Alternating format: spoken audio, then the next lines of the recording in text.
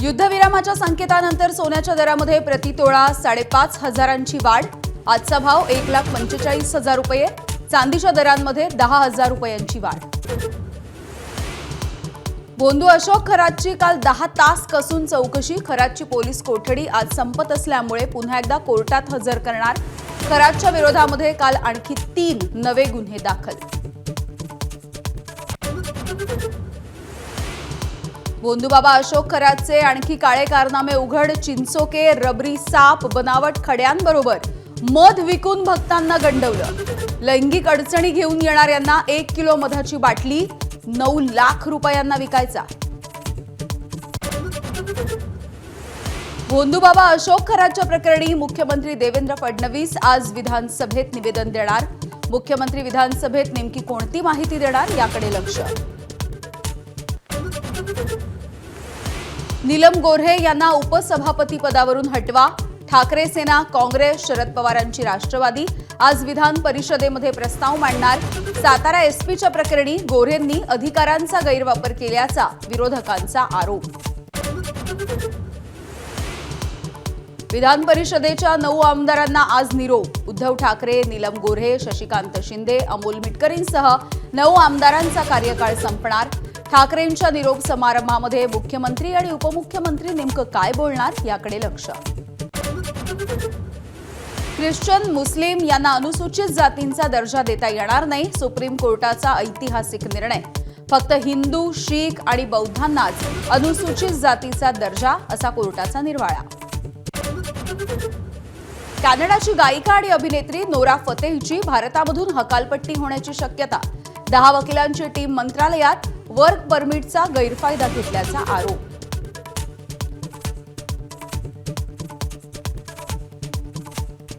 विधान परिषदेमधल्या कालच्या राड्याच्या नंतर आता महाविकास आघाडी भाजपच्या आशीर्वादानं नीलम गोऱ्हेंना घेरणार का असा सवाल सध्या निर्माण होतोय। विरोधक हे उपसभापती नीलम गोऱ्हेंच्या विरोधात अविश्वास प्रस्ताव आणणार असल्याची चर्चा आहे। ठाकरेंची शिवसेना, पवारांची राष्ट्रवादी आणि काँग्रेसकडून हा अविश्वास प्रस्ताव आणला जाणार असल्याचं कळतंय। अविश्वास प्रस्तावावरती आमदारांच्या सह्या घेण्याची प्रक्रिया सुरू असल्याची देखील माहिती मिळते। नीलम गोऱ्हे यांनी साताऱ्याच्या प्रकरणी पोलीस अधीक्षकांच्या निलंबनाचे थेट निर्देश दिले। त्याला विरोधकांनी देखील विरोध केलाय। सातारा एसपीच्या प्रकरणी गोऱ्हेंनी अधिकारांचा गैरवापर केला असा आरोप विरोधकांनी केलाय।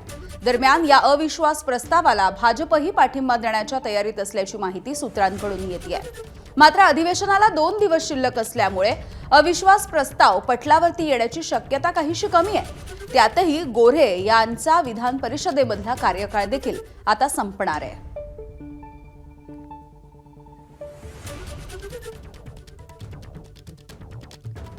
अध्यक्ष आणि सभापतींना निलंबनाचे अधिकार आहेत। यापैकी काही प्रकरणं आतापर्यंतची आपण बघूयात। 2008 साली वसंत डावकर यांनी पोलीस उपायुक्त आणि सहपोलीस उपायुक्तांना निलंबित केलं होतं। आमदार भाई जगतापांना मंत्रालयाच्या गेटवरती अडवून उद्धट वर्तनाबद्दल देखील निलंबन करण्यात आलं। तत्कालीन पोलीस उपायुक्त संजय साळुंखे आणि सहपोलीस आयुक्त बाबाजी फनबळकर यांचं निलंबन झालं। 2018ला रामराजे नाईकांचे पोलीस आयुक्त हेमंत नगराळे, उपायुक्त तुषार दोशी यांनी निलंबनाचे आदेश दिले होते। अधिवेशनाच्या काळामध्ये शेकापचे आमदार जयंत पाटील यांच्या विरोधात गुन्हा दाखल केल्याप्रकरणी त्यांच्या विरोधात निलंबनाचे आदेश देण्यात आले। नियमांचं उल्लंघन झालं असेल तर निलंबित करा असे आदेश त्यावेळेला सरकारला दिले होते। तिसरं प्रकरण बघूयात। सभापती नास फरांदे यांनी प्रशासकीय अधिकाऱ्यांच्या विरोधात कठोर भूमिका घेतली होती। तत्कालीन पोलीस उपायुक्त आर.डी. शिंदे यांच्यावरती त्यांनी निलंबनाची कारवाई केली। आमदाराची गाडी मंत्रालयाच्या परिसरामध्ये अडवून गैरवर्तन केल्यामुळे त्यांचं निलंबन झालं।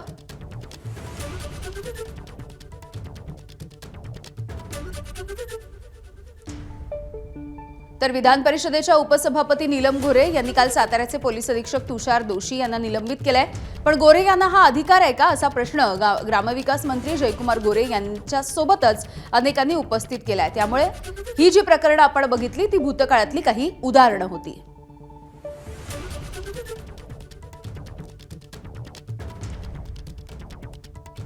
तर या संदर्भात आपण बोलूयात. विधान परिषदेच्या राड्याच्या संदर्भात आपण बोलतो आहोत. आमचे प्रतिनिधी वेदांत नेब आपल्यासोबत आहेत. वेदांत, महाविकास आघाडी जी आहे, विरोधक जे आहेत ते आता भाजपच्या आशीर्वादानं नीलम गोऱ्हेंना घेरणार आहेत का, असा एक सवाल सध्या दिसतो आहे. काय नेमकं चाललंय सध्या? काल ज्या प्रकारे रणनीती ठाकरेंच्या शिवसेनेकडनं ठरवण्यात आली त्यामध्ये नीलम गोऱ्हे, जसं तू म्हणालीस की त्यांना खरं तर अधिकार आहेत का, असा प्रश्न सभागृहातच अनिल परब यांनी उपस्थित केला होता. कारण ज्या प्रकारे त्यांनी असं म्हटलं की एका IPS अधिकाऱ्याचं निलंबन करणं किंवा तशा प्रकारचे निर्देश देणं हे उपसभापती म्हणून नीलम गोऱ्हेंना तशा प्रकारचे अधिकार आहेत का, अशा प्रकारचा तांत्रिक मुद्दा उपस्थित केला होता. आणि त्याचवेळी जयकुमार गोरेंनी सुद्धा हीच भूमिका सभागृहात मांडली होती. आणि त्यानंतर या सगळ्यावर अविश्वास प्रस्ताव आज ठाकरेंच्या शिवसेनेकडनं काँग्रेसकडनं मांडला जाणार असल्याचं कळतंय. आता यामध्ये आणखी एक महत्त्वाची बातमी म्हणजे शशिकांत शिंदे, जे राष्ट्रवादी काँग्रेस शरदचंद्र पवार पक्षाचे गटनेते आहेत, त्यांनी मात्र यावर सही केली नसल्याचं कळतंय. कारण त्यांची भूमिका सातारा या सगळ्या निवडणुकीमध्ये वेगळी भूमिका होती आणि शिंदे शिवसेनेसोबतची त्यांची भूमिका होती. त्यामुळे कदाचित महाविकास आघाडीची अडचण होऊ शकते. आता हा निर्णय सभापतींनी म्हणजे उपसभापतींनी जरी निर्देश दिले असले तरी सभापतींनी निर्णय राखून ठेवलेला आहे. त्यामुळे जर अशा प्रकारचा अविश्वास प्रस्ताव समोर आला तर आपण जी उदाहरणं समोर आणलेली आहेत ही उदाहरणं शिंदे शिवसेनेकडनं दिली जाऊ शकतात. तशा प्रकारची तयारी त्यांनी केलेली आहे. त्यांचं म्हणणं आहे की याआधी भूतकाळामध्ये इतिहासामध्ये 2001, 2008, 2018ची जी उदाहरणं आहेत ज्यामध्ये आमदारांना धक्काबुक्की करणं किंवा त्यांच्यासोबत गैरवर्तन केल्यानंतर पोलीस अधिकाऱ्यांचं निलंबन हे करण्यात आलेलं आहे. आणि त्यामुळे जर उपसभापती म्हणून नीलम गोऱ्हे अशा प्रकारचे निर्देश देत असतील तर त्याचं पालन व्हायला हवं. मात्र यावर ठाकरेंच्या शिवसेनेचं म्हणणं आहे की विधानसभेमध्ये मुख्यमंत्र्यांनी मांडलेली भूमिका आणि उपसभापतींनी दिलेले निर्देश यामध्ये सुद्धा वेगवेगळी भूमिका दिसते. आणि त्यामुळे सभापती नेमका काय निर्णय घेतात त्यानंतर आम्ही आमची भूमिका स्पष्ट करू. त्यामुळे कदाचित या सगळ्या जी भूमिका वेगवेगळ्या भूमिका दिसतात आणि त्यामध्ये भाजप खरं तर साथ देणार का, ठाकरेंची शिवसेना किंवा महाविकास आघाडीची जी भूमिका असेल या प्रस्तावाला भाजप साथ देणार का हे सुद्धा बघावं लागेल. त्यामुळे सभागृह 12 वाजता सुरू होईल, त्यानंतर अशा प्रकारचा प्रस्ताव मांडला जाईल. अगदी वेदांत, धन्यवाद सविस्तर माहितीसाठी. तर नीलम गोऱ्हे यांनी दिलेल्या निलंबनाच्या आदेशांवरती कुठेही स्थगिती दिलेली नाही किंवा मागे घेतलं असं कुठेही म्हटलेलं नाही. विधान परिषद नियमावली कलम 9च्या नुसार त्या जागी तेव्हा असणाऱ्या उपसभापती किंवा तालिका सभापती यांना देखील ते अधिकार आहेत असं मंत्री संजय शिरसाट यांनी सांगितलंय. त्यामुळे ठाकरेंच्या पक्षामध्ये काहीही उरलेलं नाही, त्यामुळे ते आरोप करतायत असा टोला देखील शिरसाट यांनी लगावलाय. शिरसाट साहेब, ठाकरे गटाकडनं आता नीलम गोऱ्हे यांच्या विरोधात अविश्वास ठराव आणतायत. तुषार दोशी यांच्या निलंबनाची कारवाई केल्यासंदर्भात खरं तर या सभागृहात याआधी देखील अनेक अशा घटना घडलेल्या आहेत, त्यामध्ये सभापतींनी थेट निलंबनाचे आदेश दिल्याची अनेक उदाहरणं आहेत. मात्र आता ठाकरे गटाकडनं एक वेगळीच मागणी केली जाते. बघा, सभापतीच्या चेअरवर उपसभापती असेल या सभापती असेल, तालिका सभापती असेल, यांना हे संपूर्ण अधिकार असतात. मला वाटतं विरोधी पक्षाच्या नेत्यांनी जे कलम 9 आहे विधानसभेचं कामकाजाचं ते वाचलं पाहिजे. त्याच्यामध्ये स्पष्टपणे निर्देश दिलेले आहे की तुम्हाला त्या नियमानुसार जोही निर्णय घेईल तो सरकारला बांधील राहील. म्हणून त्या अनुषंगानं निलमताईंनी घेतलेला तो निर्णय आहे आणि त्याची अंमलबजावणी करणं हे सरकारचं काम आहे. याआधी आपण पाहिलं तर भाई जगताप यांना ज्यावेळी मंत्रालयाच्या गेटवर अडवलं होतं आणि त्यावेळी पोलिसांची हुज्जत झाली होती, त्या प्रकरणात देखील असेच आदेश निलंबनाचे देण्यात आले होते. वसंतराव खरे असताना त्यांनी देखील अधिकाऱ्यांच्या गैरवर्तनाबद्दल हे आदेश दिले होते. मग आता तुषार दोशींचा संदर्भात दिलेले आदेश हे कायम राहणार की अद्याप राम शिंदेंनी त्यावरती ते स्थगित ठेवल्याचं याबाबत अधिकृत कुठेही आलेलं नाही आहे, मात्र ते स्थगितच राहणार? नाही, तसं नसतं. एकदा सभापतीने किंवा उपसभापतीने घेतलेला निर्णय त्याची अंमलबजावणी करण्याचं काम हे सरकारचं असतं. सरकारचा प्रमुख कोण? तर मुख्यमंत्री. तर मुख्यमंत्री त्याच्यावर निर्णय घ्यायचा आहे आणि तो सभापतींना कळवायचा आहे. म्हणून सभापतीने कुठेही त्याच्यावर स्थगिती दिलेली नाही आहे किंवा त्यांना असा कोणताही आदेशही काढला नाही की आता तुमच्या ह्या निर्णयाला काही स्थगिती देतो म्हणून आता आजमध्येच मुख्यमंत्री त्याच्यावर निर्णय घेतील आणि त्याची कारवाई जी काही करायची ते करतील. तर पोलीस अधीक्षकांच्या निलंबनाचे अधिकार हे उपसभापतींना आहेत का? खासदार संजय राऊत यांनी उपसभापतींच्या या निर्देशांवरती हा सवाल विचारलाय. सातारच्या पोलीस अधीक्षकाने तुषार दोशी बरोबर जालन्यात सुद्धा ते होते लाठीमाराच्या वेळेला, शिंद्यांच्या भावाच्या जागेत सापडला ड्रगचा साठा मॅन्ड्रेकचा, तेव्हा त्यांना वाचवण्यात पण हे तुषार दोषी होते. आणि आता कालच्या झुंडशाहीत सुद्धा हेच तुषार दोषी होते. त्याच तुषार दोषीच्या निलंबनाच्या कारवाईसाठी तुम्ही काल आग्रह धरलात आणि उपसभापतींनी आदेश दिले निलंबनाचे. त्यांना तो अधिकार आहे का? राहुल नार्वेकर यांनी विधानसभा अध्यक्ष म्हणून पक्षफुटी संदर्भात शिवसेनेचा जो अत्यंत घातकी निर्णय दिला लोकशाहीच्या दृष्टीनं, त्याच पद्धतीनं विधान परिषदेच्या चेअरवरून कोणी असे निर्णय देत असतील तर आवाज उठवायलाच पाहिजे. बातमी आहे अशोक खरातच्या प्रकरणाची, कारण सामाजिक कार्यकर्त्या तृप्ती देसाई या सध्या मिरगावमध्ये दाखल झाल्यात आणि त्यांनी ईशान्येश्वर मंदिरामध्ये जाऊन पाहणी केली आहे. बोंधूबाबा अशोक खरात यानेच हे ईशान्येश्वर मंदिर बांधलंय. तर या मंदिराच्या शेजारी असणाऱ्या आलिशान फार्म हाऊस देखील त्या बघण्यासाठी जाणार आहेत. अशोक खरातच्या अटकेच्या नंतर तृप्ती देसाई या थेट ईशान्येश्वर मंदिरामध्ये पोहोचल्या.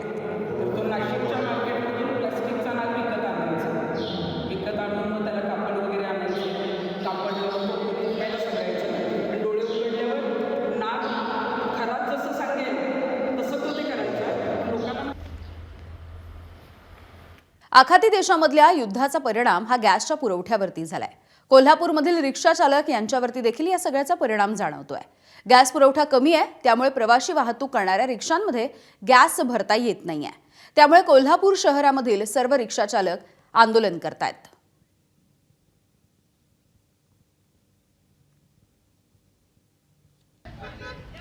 कोल्हापूरमध्ये रिक्षा चालकांना गॅस मिळत नसल्यानं सगळे रिक्षा चालक हे आता रस्त्यावर उतरलेले आहेत आणि रिक्षा चालक रिक्षांच्या सह आक्रोश मोर्चा काढताना आपल्याला पाहायला मिळत आहेत. ऐतिहासिक दसरा चौकामधून या मोर्चाला सुरुवात झाली आणि हा मोर्चा आता जिल्हाधिकारी कार्यालयापर्यंत पोहोचत आहे. कारण आपल्याला माहित आहे की ज्यावेळी रिक्षा चालकांना रिक्षामध्ये ज्यावेळी गॅस भरायला जातात, एलपीजी असेल किंवा सीएनजी असेल, तर त्यावेळी त्यांना प्रचंड अडचणी येतात. त्याचबरोबर एलपीजीचे जे काही दर आहेत ते त्यांनी डबल केलेले आहेत अशा पद्धतीचा आरोप देखील रिक्षा चालकांचा आहे. आणि त्यामुळे हे आता आम्ही केवळ जिल्हाधिकाऱ्यांना या मोर्चाच्या माध्यमातून निवेदन देणार आहे. जर आमच्या मागण्या मान्य केल्या नाहीत आणि दर पूर्ववत केले नाहीत तर मात्र या ठिकाणी हल्लाबोल आंदोलन होईल आणि या सगळ्याला हे प्रशासन जबाबदार असेल अशा पद्धतीचा देखील इशारा आहे तो या सर्व रिक्षा चालकांनी दिला आहे. आज कोल्हापूर शहरातील सर्व रिक्षा चालक आपल्या रिक्षांसह या मोर्चामध्ये सहभागी झालेले आपल्याला पाहायला मिळत आहेत. कॅमेरामन निलेश शेवाळेसह विजय केसरकर, एबीपी माझा, कोल्हापूर.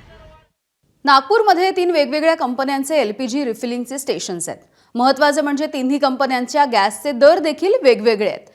यामध्ये सर्वाधिक दर हे इंडियन ऑटो गॅसचे आहेत. सध्या 100 रुपये प्रति लिटर या दरानं एलपीजी गॅसची विक्री होतीये, तर इतर 2 कंपन्यांचे दर थोडेसे कमी आहेत. त्यामुळे जिथे दर कमी आहेत तिथे गॅसची रिफिलिंग करायला नागरिक गर्दी करतायत. तर युद्धामुळे गॅसचे दर वाढले आहेत. रिक्षा चालकांमध्ये नाराजी देखील दिसतेय. इथला आढावा घेतलाय आमच्या प्रतिनिधींनी. नागपूरमध्ये वाहनामध्ये वापरल्या जाणाऱ्या LPGच्या दरामध्ये वाढ करण्यात आली आहे. 2 कंपन्यांनी वाढ केलेली आहे, तर गो गॅसने आपले दर तसेच ठेवलेले आपण बघू शकतो की वर्धा रोडवरील या LPG गॅस स्टेशनवर जर का तुम्ही बघितलं सध्या आजचे जे दर आपल्याला पाहायला मिळत आहे ते 84 रुपये 92 पैसे पाहायला मिळत आहे. मात्र कुठेतरी आखात युद्धानंतर जी परिस्थिती निर्माण झाली त्यामुळे ऑटो चालकांची देखील इथे गॅस भरायला मोठी गर्दी पाहायला मिळत आहे. काही दिवसाआधी 56 रुपये प्रति किलो LPGचे दर होते, आज ते 84 रुपयापर्यंत पोहोचले. त्रास होतोय ना दादा, कारण की सवारी पैसे वाढून देत नाही आणि आम्हाला त्रास होतोय. कंटिन्यूस वाढत चालले आहे, याचा त्रास आम्हाला भोगावा लागतो. सवारीला त्रास नाही, सवारी कुठलेच पैसे वाढून देत नाही. खूपच त्रास सहन करायला लागतं. सवारी पैसे देतच नाही वाढून साईने. जिथे 10 रुपये लागतात तिथे 10 रुपये देतात. आम्हाला गॅस आपल्या जेबातून टाकावं लागतं. नाही पुरवत आहे सर. आधी 56 रुपये होते तेव्हा ठीक होतं का? 56 होते तर खूपच चांगलं होतं. आता खूप महाग झाले, पैसे भेटतच नाही आहे. नाही इलाज, आपल्याला करावंच लागेल. पोट भरायला तर याच लागेल. 2 रुपये कमवून नाही वाचो. आता अशी कंडिशन आली आहे, जे आधी 2 रुपये 1 रुपये कमवायचे लोक ते आता कमवून तेच कमवायला मिळतंय. आता असा त्रास चालू आहे सर. दर वाढलेले किती तकलीफ होत आहे? बहुत तकलीफ है सर. पैसा नहीं बच रहा, 1 रुपया नहीं बच रहा. कमा रहे जितना कमा रहे, पहले 300 की गैस डालते थे, भी 600 की गैस डालना पड़ रहा था. ये तकलीफ है सब, क्या बताना। 3 वेगवेगळ्या कंपन्यांचे वेगवेगळे दर आहे आणि काही कंपन्यांचे दर तर एका कंपनीपेक्षा जवळपास 15 रुपयांनी अधिक आहे. त्यामुळे त्या कंपन्या शुकशुकाट पाहायला मिळत आहे. मात्र जिथे कमी दर आहे, जिथे गर्दी आहे, तिथे आपण बघू शकतो की अशा प्रकारे वाहनाच्या लांबच लांब रांगा लागल्याचं पाहायला मिळत आहे. कॅमेरामॅन मिथुन आत्मनेसह तुषार कोहळे, ABP माझा, नागपूर. आखाती देशामध्ये सुरू असलेल्या युद्धाचा फटका राज्यामधल्या रिक्षा चालकांना बसतोय. गॅस मिळत नसल्यामुळे धुळे शहरामधले रिक्षा चालक देखील अडचणीत आहेत. LPG गॅसच्या पंपावरती तासनतास उभं राहून देखील गॅस मिळत नाहीये. दुसरीकडे गॅसचे दर हे वाढवल्यामुळे भाडं देखील परवडत नसल्याची खंत रिक्षा चालकांनी व्यक्त केली आहे. दरम्यान LPG गॅस तुटवड्यामुळे प्रवासी भाड्यामध्ये 10 रुपयांची वाढ झाल्याची माहिती देखील रिक्षा चालकांनी दिली आहे. आढावा घेतलाय आमचे प्रतिनिधी धनंजय दीक्षित यांनी. LPGचा देखील तुटवडा मोठ्यावरती भासायला लागला आणि या पार्श्वभूमीवरती रिक्षांच्या दरांमध्ये सुद्धा 10 रुपयांची वाढ करण्याचा निर्णय धुळे शहरात घेण्यात आलेला आहे. आपण जर बघितलं तर एकंदरीतच या ठिकाणी जे प्रवासी आहेत त्यांच्याकडनं 10 रुपये जास्तीचे आकारले जात आहेत. धुळे शहरामध्ये जवळपास 90% रिक्षा ज्या आहेत त्या LPG वर चालत असतात आणि असं असताना या LPGचा तुटवडा जो निर्माण झालाय तो अत्यंत LPG मिळणं कठीण झालेलं असताना रिक्षा चालकांनी जो काही भाव आहे तो वाढवल्याचं पाहायला मिळत आहे. तर दुसरीकडे LPG देखील आम्हाला वेळेवर मिळत नसल्याच्या नागरिकांच्या रिक्षा चालकांच्या तक्रारी आहेत. त्यामुळे एकंदरीतच ही भाववाढ जी आहे ती सर्वसामान्यांच्या खिशाला कात्री लावणारी असली तरी दुसरीकडे मात्र रिक्षा चालकांनी हा निर्णय आता घेतलेला आहे. त्यामुळे किती दिवस आता ही दरवाढ राहणार हे देखील बघणं महत्वाचं असणार आहे. त्यामुळे सर्वसामान्य नागरिकांना रिक्षाने प्रवास करताना आता 10 रुपये जास्तीचे मोजावे लागतात. धनंजय दीक्षित, ABP माझा, धुळे. की आमचे जे हाल चालू आहे, आमचा धंदा होत नाहीये. गॅसवाल्यांनी गॅसचे भाव वाढवून दिले, पॅसेंजर बसत नाहीये आणि या आम्ही हप्त्याच्या गाड्या काढलेल्या, नव्या गाड्या त्यांच्या हप्त्या रुपयाचा प्रश्न आलेला आहे. तर आमची अशी बिकट परिस्थिती झालेली आहे की आता आम्हाला आत्महत्या करायची पर्याय नाही. आता येत आहे 8 दिवसापासून आमच्या गाड्या LPG असल्यामुळं जो गॅस हा 75 रुपये लिटर होता तो आज 125 रुपये लिटर झालाय. तो बी पैसे देऊन भेटत नाही साहेब. त्याच्यामुळं आम्हाला मजबुरीत आम्हाला भाडं वाढ करायला लागलं. त्याच्यात लोकांना असं वाटायला लागलं की रिक्षावाले हे लुटमार करताय. काय साखर रोडला पहिले 10 रुपये होतं तर आम्ही आता 20 रुपये केलं. त्याच्यात पॅसेंजर हे रिक्षात बसायला तयार नाही. आखाती देशामधल्या युद्धाचा परिणाम हा गॅसच्या पुरवठ्यावरती झालेला आपण बघतोय आणि परभणीमधील 90% हॉटेल चालक यामुळे अडचणीत आले आहेत. तर काही छोटी हॉटेल्स सध्या बंद झाली आहेत. शहरामधल्या अनेक प्रसिद्ध हॉटेल चालकांनी मेन्यूमध्ये जवळपास 40% कपात केली आहे. परभणीमधील प्रसिद्ध असलेल्या हॉटेल वाटिकामधील नेमकी परिस्थिती काय आहे, आढावा घेतलाय आमचे प्रतिनिधी पंकज क्षीरसागर यांनी. अमेरिका, इस्रायल आणि इराणमध्ये सुरू असलेल्या युद्धाचा फटका हा सर्व क्षेत्रांना बसतोय. मात्र सर्वाधिक फटका हा हॉटेल व्यावसायिकांना बसतोय. परभणीमधील जवळपास अनेक छोटे मोठे हॉटेल या गॅस पुरवठा होत नसल्यामुळं बंद झालेले आहेत आणि जे मोठे हॉटेल्स आहेत जवळपास 90% हॉटेल व्यावसायिक हे गॅस सिलेंडरवरून आपण जर बघितलं तर हे अशा इलेक्ट्रिक शेगड्या असतील, त्याचबरोबर लाकडावर आधारित शेगड्या असतील, यावर आता शिफ्ट झालेले आहेत. मी सध्या परभणीच्या प्रसिद्ध वाटिका हॉटेलमध्ये आहे आणि आपण जर बघितलं तर जो स्वयंपाक गॅसवर होत होता तो स्वयंपाक आता इथं गॅस आपल्या लाकडाच्या भट्ट्यांवर होतोय. काय सांगाल की कसा परिणाम याचा झालेला आहे? याचा परिणाम बराच गंभीर झालेला आहे. म्हणजे आधी जसा गॅस आम्हाला पुरवठा होत होता त्या हिशोबाने आता 10% पुरवठा पण होत नाही. तर त्यासाठी आम्ही संघर्ष करायलो, म्हणजे काहीतरी त्याची वैकल्पिक व्यवस्था करण्याची आम्ही कोशिश करायलो. पण तरी कसं आहे ना, याच्यात सेटल व्हायला वेळ लागेल आणि कस्टमरला पण पूर्णपणे आम्ही संतुष्ट करू शकत नाही सध्याच्या परिस्थितीमध्ये. त्यामुळे त्यांना जे लागेल ते पदार्थ आम्ही देण्यात थोडंसं असमर्थ आहे. किती कपात केलेली आता, कोणते पदार्थ किती देणार तुम्ही? कसं आता आम्ही जवळजवळ मेनूमध्ये आमचे 40% 50% मेनू आम्ही ठेवलेला आहे. म्हणजे जेवढे आयटम आधी देत होतो त्यापेक्षा आता अर्धे आयटमच आम्ही सर्व करायलो. परभणीतील काही छोटे असतील मोठे असतील व्यावसायिक हॉटेल जे आहेत ते हॉटेल बंद झालेले आहेत आणि जे हॉटेल सुरू आहे ते अशा पद्धतीनं जे आहे ते संघर्ष करून आपला व्यवसाय चालवण्याचा प्रयत्न करत आहेत. पंकज क्षीरसागर, ABP माझा, परभणी.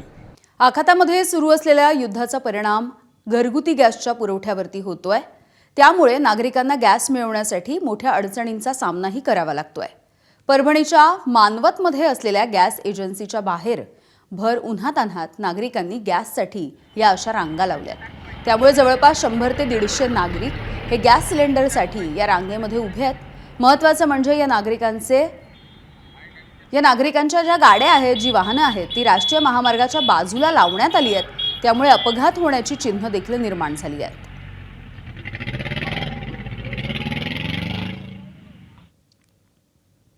कोल्हापूरमध्ये पेट्रोल भरण्यासाठी नागरिकांनी मोठी गर्दी केली. पेट्रोल आणि डिझेलचा तुटवडा होईल या भीतीनं नागरिकांनी गर्दी केली आहे. त्यामुळे कोल्हापूर जिल्हा प्रशासनानं नागरिकांना आवाहन केलंय की इंधनाचा कुठेही तुटवडा नाहीये. मात्र असं असलं तरी देखील नागरिक भीतीपोटी पेट्रोल आणि डिझेल घेण्यासाठी गर्दी करतायत. आढावा घेतला आमचे प्रतिनिधी विजय केसरकर यांनी.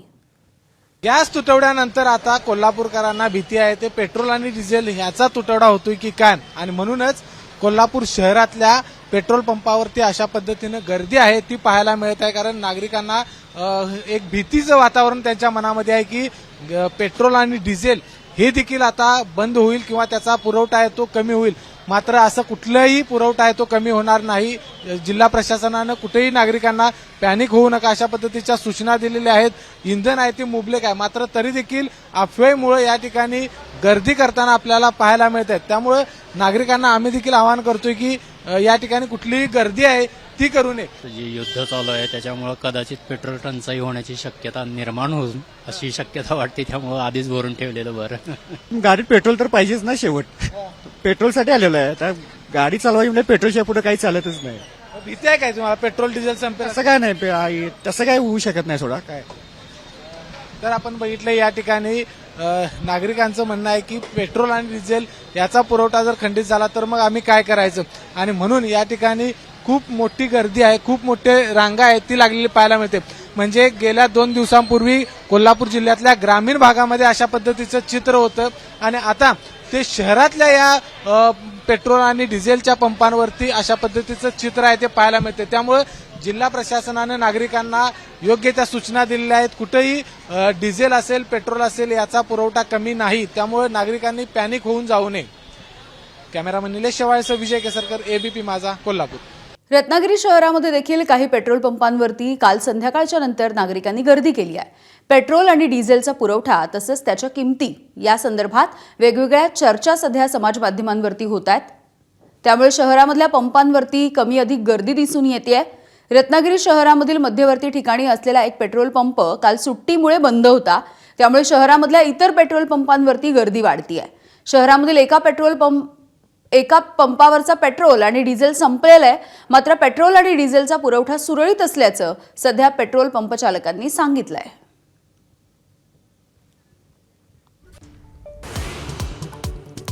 आखाती युद्धाचा रिक्षा चालकांना फटका. परभणी, सोलापूर, धुळ्यामध्ये गॅस भरण्यासाठी पंपाच्या बाहेर गर्दी, तर कोल्हापुरात रिक्षा चालकांचा मोर्चा. युद्धविरामाच्या संकेतानंतर सोन्याच्या दरामध्ये प्रतितोळा 5,500ची वाढ. आजचा भाव 1,45,000वर. चांदीच्या दरामध्ये 10,000 रुपयांची वाढ. गोंदूबाबा अशोक खरातची आजही एसआयटीकडून चौकशी सुरू. खरातची पोलीस कोठडी आज संपत असल्यामुळे पुन्हा एकदा कोर्टामध्ये हजर करणार. खरातच्या विरोधामध्ये काल आणखी 3 नवे गुन्हे दाखल.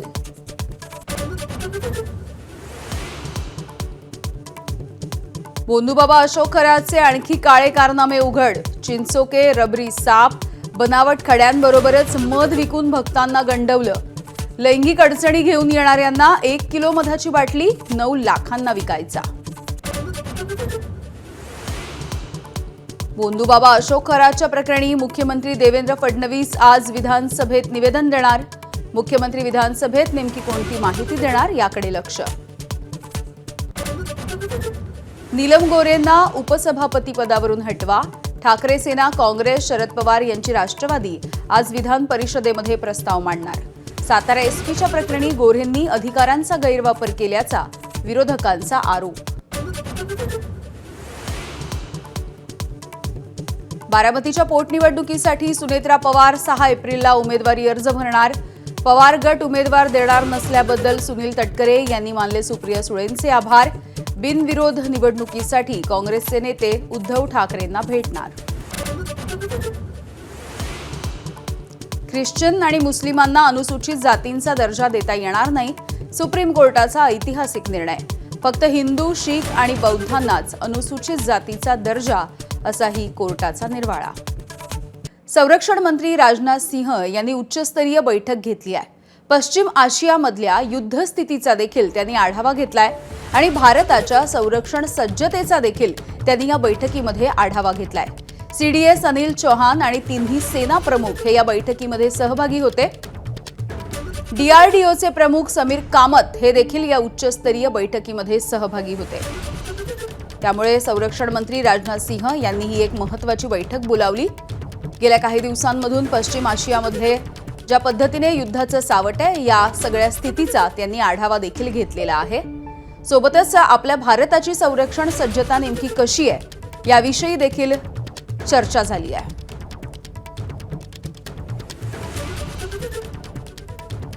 महाविकास आघाडी आज उपसभापती नीलम गोऱ्हेंच्या विरोधात अविश्वास प्रस्ताव आणणार आहे. मात्र यामध्ये शरद पवार यांच्या राष्ट्रवादीचे प्रदेशाध्यक्ष शशिकांत शिंदे यांची गोची झाली आहे. त्यांनी पत्रावरती सही केलेली नाहीये. साताऱ्यामध्ये शरद पवार यांची राष्ट्रवादी ही शिवसेनेच्या सोबत होती. शिवसेना नेत्या असलेल्या गोऱ्हेंच्या विरोधात आता इकडे विधान परिषदेमध्ये भूमिका घेणं हे राष्ट्रवादी शरद पवार यांच्यासाठी अडचणीचं असणार आहे.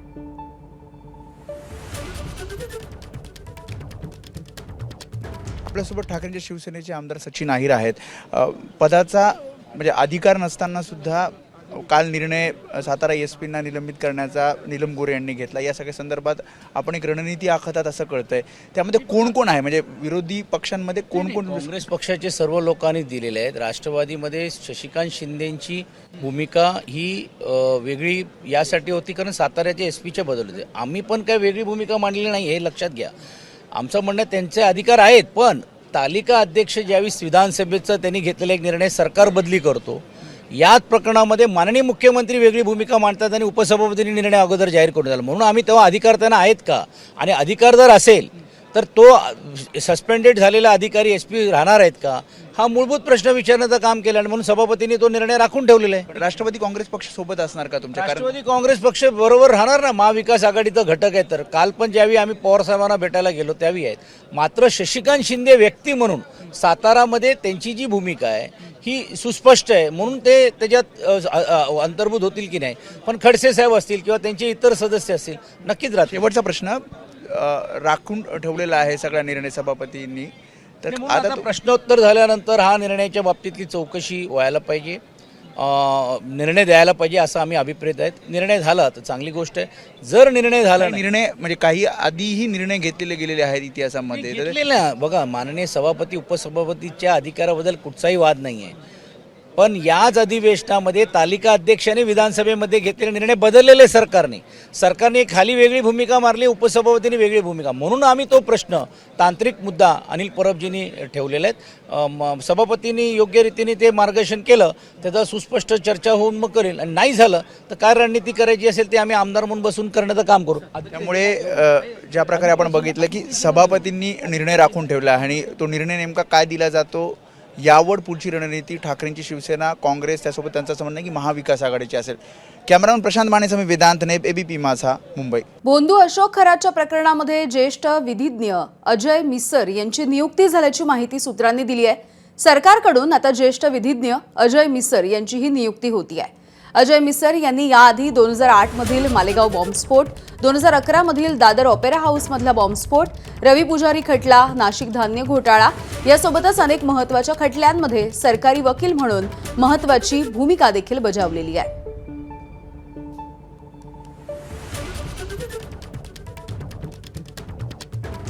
सातारा जिल्हा परिषदेच्या अध्यक्षपदाच्या निवडीच्या वेळेला जो गोंधळ झाला, राडा झाला, या सगळ्याचा अहवाल सध्या सादर करण्यात आलाय. राज्याच्या गुप्तचर विभागाला या संदर्भातला अहवाल सादर करण्यात आला. सातारा पोलीस दलामधल्या वरिष्ठ पोलिसांनी या अहवालाविषयीची माहिती दिली आहे. संपूर्ण घटनाक्रम, चौकशी आणि कारवाई या संदर्भातला हा अहवाल आहे आणि अहवालामध्ये या सगळ्या संदर्भातला स्पष्ट उल्लेख देखील करण्यात आलेला आहे.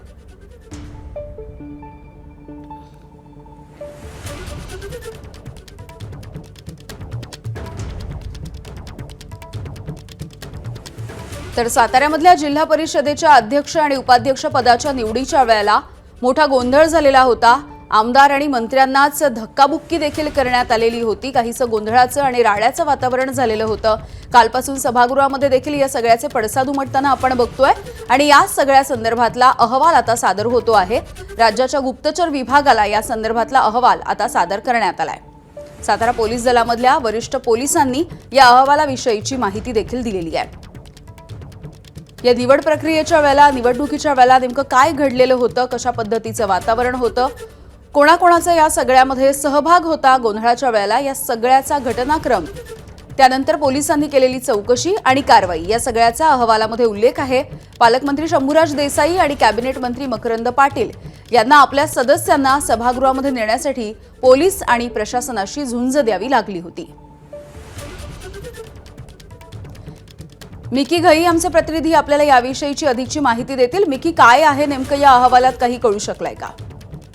जमिनी जर आपण बघितलं तर सातारामध्ये जो काही प्रकार मंत्री शंभूराजे देसाई आणि त्यांच्या सहकाऱ्यांबरोबर घडलेला होता त्याचे पडसाद आपण काल सुद्धा अधिवेशनामध्ये पाहिले. आणि आता जर आपण बघितलं तर सातारा पोलिसांच्या वरिष्ठ अधिकाऱ्यांनी SID ला एक अहवाल सादर केलेला आहे, पाठवलेला आहे. या संपूर्ण घटनेचं जे अहवाल आहे आता ते SID कडे पाठवण्यात आलेलं आहे. नेमकं कशा पद्धतीने ही घटना घडलेली होती, या घटनाक्रमाचं जे टाइमलाईन आहे, काय काय नक्की इथं घडलेलं होतं, पोलिसांची टीम तिथं कशासाठी गेलेली होती, तिथं त्यांनी काय कारवाई केलेली आहे, कुणाला अटक केलेलं आहे, या संपूर्ण घटनेचं जे एक रिपोर्ट आहे, अहवाल आहे, तो SID ला पाठवण्यात आलेला आहे. पुढे SID यावर काय करेल, अर्थातच गृहमंत्र्यांकडे हा पूर्ण अहवाल जात असतो. मात्र आता जी माहिती आहे तो SID ला सातारा पोलिसांच्या वरिष्ठ अधिकाऱ्यांकडून हा अहवाल त्या ठिकाणी दाखल पोहोचलेला आहे. आणि अर्थातच आपण बघतोय ज्या पद्धतीने काल अधिवेशनाच्या दरम्यान सुद्धा काही कारवाईचे आदेश देण्यात आलेले होते, परंतु आता त्याच्या पुढं SID कडे हा अहवाल पोहोचलेला आहे आणि गृहमंत्री यापुढे काय करतात हे पाहणं अतिशय महत्त्वाचं असणार आहे. अगदी मिकी, धन्यवाद सविस्तर माहितीसाठी. शिवसेनेचे नेते दीपक केसरकर यांच्या निलंबनासाठी सावंतवाडीमध्ये मोर्चा निघालाय. ठाकरेंची शिवसेना ही काहीशी आक्रमक होताना आपण बघतोय आणि ठाकरेंच्या शिवसेनेकडून केसरकर यांच्या निलंबनाची मागणी केली जाते. यासाठी हातामध्ये बॅनर घेऊन हा मोर्चा काढण्यात आलाय. बोंधूबाबा अशोक खरात याच्या सोबत दीपक केसरकर यांचे संबंध आहेत आणि त्यामुळे त्यांचं निलंबन केलं जावं अशी मागणी या मोर्चेकऱ्यांनी केली आहे.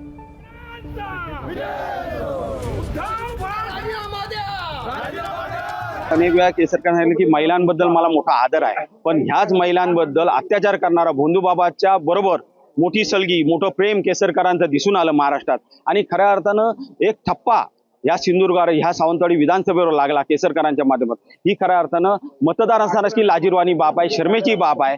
आणि मला वाटतं त्याच्यामुळे आज केसरकरांचा तात्काळ राजीनामा आला पाहिजे. अन्यथा देवेंद्र फडणवीस, महाराष्ट्राचे मुख्यमंत्री देवेंद्र फडणवीस साहेबांनी त्यांचा राजीनामा घेतला पाहिजे आणि या संदर्भात SIT मार्फत चौकशी होऊन केसरकरांवर गुन्हा नोंद झाला पाहिजे. मुंबई रत्नागिरी एक्सप्रेस रद्द करून गोरखपूर एक्सप्रेस सुरू केल्यामुळे मनसे चांगलीच आक्रमक झाली आहे. मनसेचे नेते हे रेल्वेच्या महाव्यवस्थापकांची भेट घेण्यासाठी CSMTच्या मुख्यालयामध्ये पोहोचले आहेत. रत्नागिरी एक्सप्रेस ही पुन्हा सुरू केली नाही तर मनसे तीव्र आंदोलन करेल असा पवित्रा सध्या घेतला जातोय. मनसे नेत्यांची आणि रेल्वेच्या अधिकाऱ्यांची सध्या बैठक देखील याच प्रकरणी सुरू झाली आहे. मनसेचे मुंबईचे शहराध्यक्ष संदीप देशपांडे, मनसेचे नेते नितीन सरदेसाई आणि सोबतच मनसेचे इतर नेते आणि पदाधिकारी देखील या बैठकीसाठी उपस्थित आहेत.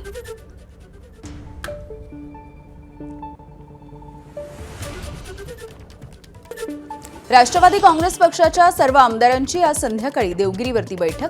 रुपाली चाकणकर यांच्या महिला प्रदेशाध्यक्ष पदाच्या राजीनाम्याविषयी बैठकीमध्ये चर्चा होणार आहे अशी माहिती आहे. तर बैठकीमध्ये सुनेत्रा पवार आमदारांना काही महत्त्वाच्या सूचना करतील अशी देखील माहिती.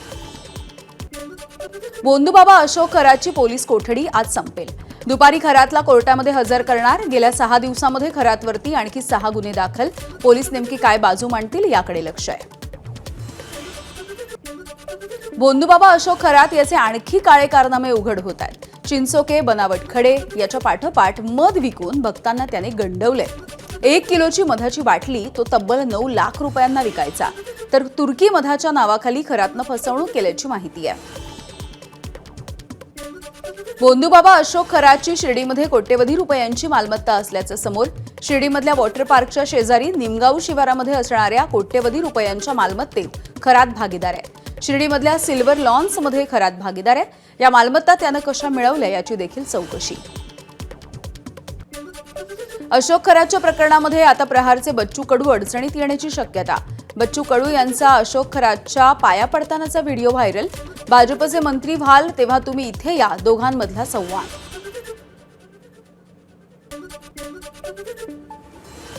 अशोक खरातच्या प्रकरणामध्ये सहभागी आमदार आणि मंत्र्यांना सह आरोपी करा, खासदार संजय राऊतांची पुन्हा एकदा मागणी. मुख्यमंत्री लक्ष घालत असल्यामुळे योग्य कारवाई, संजय राऊत यांना विश्वास. या गुन्ह्यामध्ये सत्ताधारी पक्षाचे अनेक मंत्री आणि आमदार सहभागी, म्हणून मी म्हणतो त्यांना सह आरोपी करा. आणि ते अत्यंत गुप्ततेनेही कारवाई झाली. हे फक्त मुख्यमंत्री त्याच्यामध्ये मॉनिटरिंग करत होते, बाकी कोणी नाही. गुंडगिरीचा केंद्रबिंदू म्हणजे विधिमंडळाची इमारत, संजय राऊत यांचं वादग्रस्त विधान. पोलिसांनी गुंडगिरी केली तेव्हा विधिमंडळ काय करत होतं? लोकशाहीवरती बोलणारे लोकशाहीची हत्या करत असल्याचाही राऊतांचा आरोप आहे. देवेंद्र फडणवीस किंवा गृहमंत्र्यांच्या मदतीशिवाय साताऱ्यातली झुंडशाही होऊ शकत नाही. ज्या पद्धतीनं पोलिसांनी एका तिकडल्या पालकमंत्र्याला चोप दिला, तोच म्हणतो मी रक्तबंबाळ झालो, माझा हात मोडला, माझा पाय मोडला. सातारा ही महाराष्ट्राच्या स्वातंत्र्य लढ्यातली महत्वाची भूमी आहे. नाशिकचा भोंदूबाबा अशोक खरातवरती कारवाईच्या नंतर मिरगावच्या ईशान्येश्वर मंदिरामध्ये शुकशुकाट. एरवी मंदिरामध्ये भाविकांची गर्दी असायची. मंदिर परिसरामध्ये खरातचा कोणताही भक्त येत नाहीये. सामाजिक कार्यकर्त्या तृप्ती देसाई या नाशिकच्या मिरगावमध्ये पोहोचल्यात. ईशान्येश्वर मंदिराची त्यांनी पाहणी केली आहे. मंदिराच्या शेजारी असलेल्या खरातचा आलिशान फार्म हाऊस देखील त्या बघणार आहेत. अशोक खरातकडून अत्याचार झालेल्या महिलांनी तक्रारीसाठी पुढे यावं, एसआयटी प्रमुखांचं पीडित महिलांना आवाहन. पोलिसांकडून पीडित महिलांसाठी हेल्पलाईन क्रमांक देखील जारी करण्यात आलाय. आतापर्यंत खरातच्या विरोधात 6 गुन्हे दाखल. अशोक खरातच्या विरोधामध्ये 6 गुन्हे दाखल करण्यात आले. नराधम अशोक खरातने विद्यार्थिनींशी सोबत गैरवर्तन केल्याचं उघडकीस आलंय. नव्यानं दाखल केलेल्या 3 तक्रारींमध्ये एका विद्यार्थिनीचा समावेश आहे. सातारा जिल्हा परिषदेच्या निवडणुकीमध्ये शिवसेनेकडून करण्यात आलेल्या राजकीय खेळी आणि शंभूराज देसाईंनी केलेल्या आरोपांमुळे मुख्यमंत्र्यांची नाराजी. साताऱ्यासारखा प्रकार खपवून घेणार नाही, शिंदेंच्या समोर मुख्यमंत्र्यांनी स्पष्ट केल्याची सूत्रांची माहिती. साताऱ्याची घटना म्हणजे लोकशाहीची हत्या, खासदार सुप्रिया सुळे यांच्याकडून निषेध व्यक्त करण्यात आलाय. शंभूराज देसाई यांनी जी माहिती दिली ती धक्कादायक. मुख्यमंत्र्यांना पत्र लिहून नाराजी व्यक्त करणार, सुप्रिया सुळे यांची माहिती.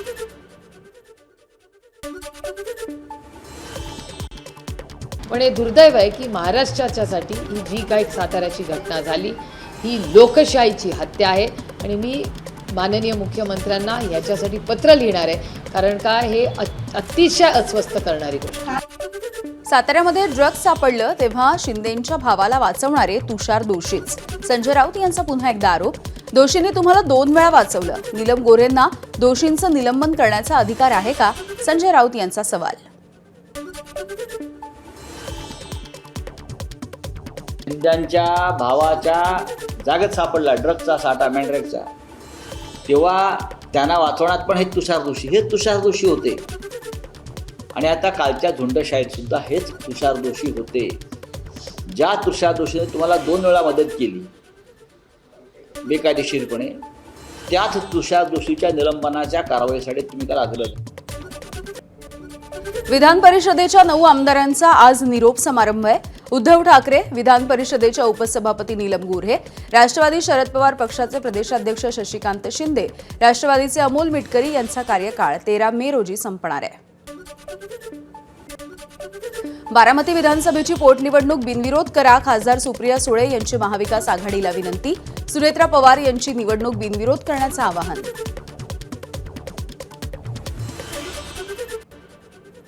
आमची महाविकास आघाडीला विनंती राहील की दादा अनेक वर्ष तिथे लोकप्रतिनिधी म्हणून दादांनी तिथे काम केलेलं आहे, उत्तम काम केलेलं आहे.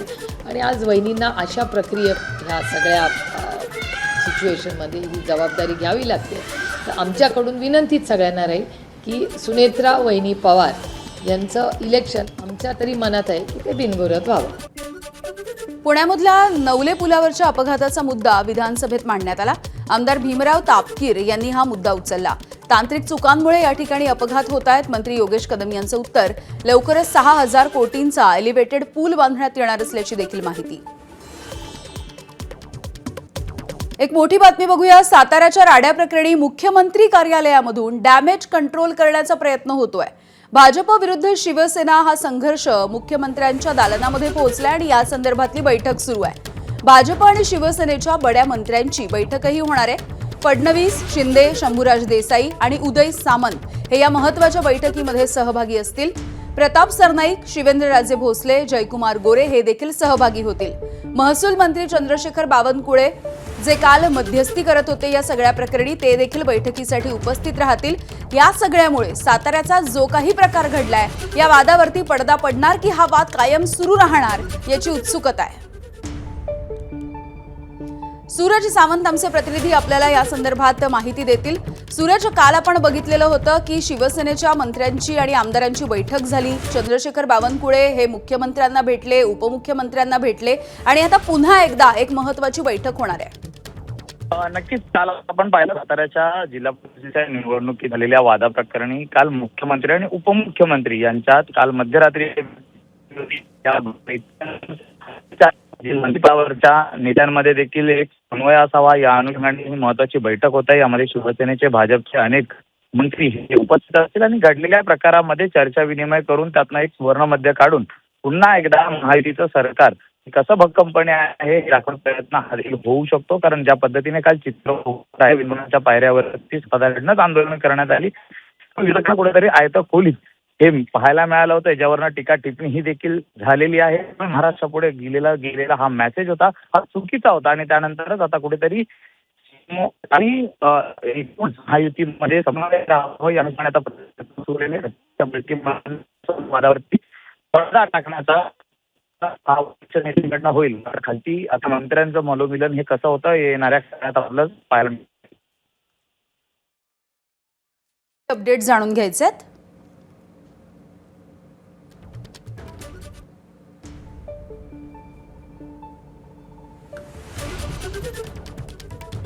तर आपण बघतोय ही आताची एक मोठी बातमी आहे. साताऱ्याच्या राड्या प्रकरणी मुख्यमंत्री कार्यालयामधून डॅमेज कंट्रोल सध्या होताना दिसतंय. यासाठी प्रयत्न केले जात आहेत आणि भाजप विरुद्ध शिवसेना हा जो संघर्ष एकंदरीत दिसतो आहे त्याच्या संदर्भात आता एक बैठक होणार आहे. विधिमंडळाच्या बाहेर एकानं आत्मदहनाचा प्रयत्न केलाय. आताची मोठी बातमी आपण बघतो आहोत. या संदर्भात देखील माहिती जाणून घेऊयात. सूरज सावंत आमचे प्रतिनिधी आहेत आपल्यासोबत. सूरज, काय घडलंय नेमकं? नक्कीच थोड्या वेळापूर्वी विधानभवनाच्या बाहेर एक अज्ञात व्यक्ती आला होता आणि हातात ऑरेंज कलरचं द्रव्य असलेलं एक कॅन होता आणि त्याने अचानकपणे विधानभवनाच्या गेटवरती येऊन स्वतःवरती द्रव्य ओतून घेतला. त्याच्याकडनं असलेले पोलीस त्याच्या मदतीला धावले आणि त्याला ताब्यात देखील घेण्यात आलेला आहे. जवळपास 15-20 मिनिटात पोलिसांनी या व्यक्तीला ताब्यात घेऊन आता पोलीस स्टेशनमध्ये नेण्यात आलेला आहे. त्याचा अद्याप पोहोचलेला नाहीये. मात्र आता पोलीस करताना पाहायला मिळत आहेत. मात्र अचानक येऊन अंगावर घेतल्यामुळे या ठिकाणी ठीक आहे सूरज, धन्यवाद माहितीसाठी. तर ही दृश्य आपण बघतोय. एकीकडे अधिवेशन सुरू आहे आणि विधिमंडळाच्या बाहेर एकानं आत्मदहनाचा प्रयत्न केला. पोलिसांनी तातडीनं त्या ठिकाणी धाव घेतली. त्याने एका केशरी रंगाच्या बाटलीमधून काही द्रव्य आणलेलं होतं, ते स्वतःच्या अंगावरती त्याने ओतून घेतलेलं होतं. पोलिसांनी तत्परता दाखवली आणि त्यामुळे त्याला पकडण्यात आलेलं आहे. पोलिसांनी त्याला सध्या ताब्यात घेतलंय आणि पोलीस ठाण्यामध्ये त्याला घेऊन जाण्यात आलेलं आहे. त्याने हे कृत्य का नेमकं केलं याविषयी अद्यापही माहिती समजू शकलेली नाहीये. मात्र विधिमंडळाच्या बाहेर या व्यक्तीनं आत्मदहनाचा प्रयत्न केलेला आहे. या ठिकाणी मोठ्या संख्येने पोलिसांचा पहारा होता, त्यामुळे तातडीनं पोलिसांनी धाव घेतली आणि या संबंधित व्यक्तीला ताब्यातही घेण्यात आलेलं आहे.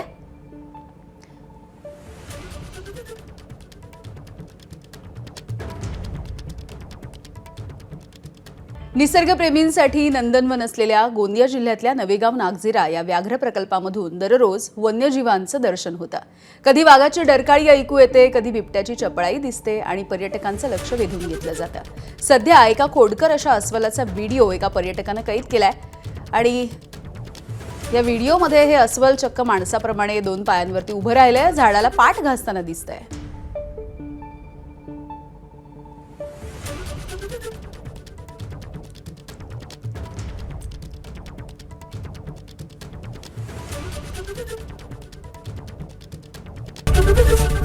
एबीपी माझा, उघडा डोळे बघा नीट.